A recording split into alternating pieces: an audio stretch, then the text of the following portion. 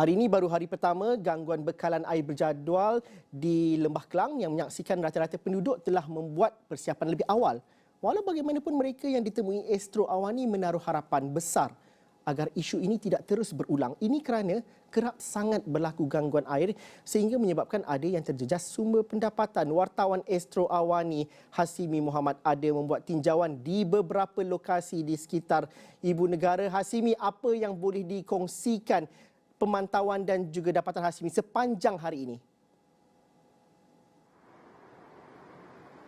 Baik, terima kasih Zul. Di studio sebenarnya Zul maklumkan bahawa Air Selangor telah memaklumkan bahawa malam ini proses penambahbaikan dan penyelenggaraan SAS ketika dijangka akan selesai dan sebaik saja selesai proses saluran air akan diberikan secara berperingkat dijangka setiap pada 16 Oktober ini.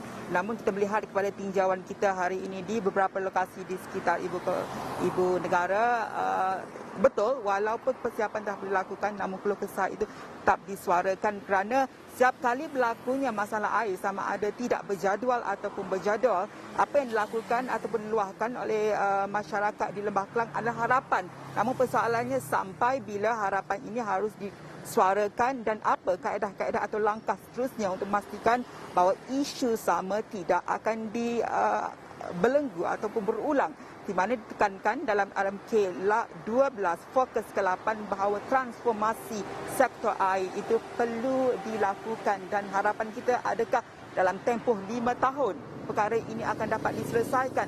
Dan kita dapatkan suara-suara daripada beberapa individu ataupun penduduk di sekitar ibu kota ini untuk harapan mereka dan juga keluh kesah mereka kerana isu gangguan bekalan air yang berlaku ketika ini iaitu berjadual turut menjejaskan pendapatan mereka. Jadi apa kata kita dengarkan apa yang dikatakan oleh individu-individu yang kita temui hari ini.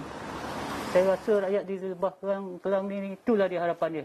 Air itu keperluan kan manusia yang asas kan. Jadi memanglah kalau RMK 12 ya, RMK 12 tu diutamakanlah penduduk-penduduk di bahagian Lembah Kelang ni pasal kita Lembah Kelang ni terkenal kan dengan dia punya ekonomi dia. Jadi kalau benda-benda ni selalu terjejas jangan jadi pandangan daripada luar tu.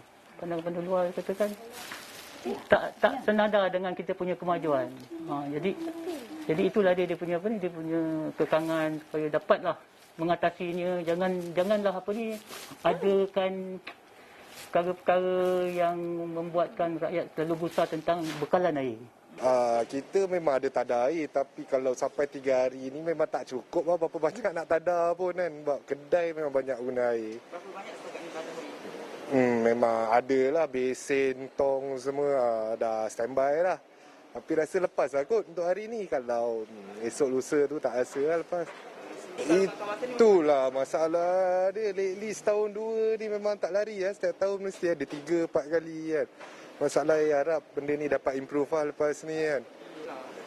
Kalau tutup tu mungkin kita hilang sale harian kita dalam 2,000 ke 3,000 macam tu. Itulah kita nak kena tanggung.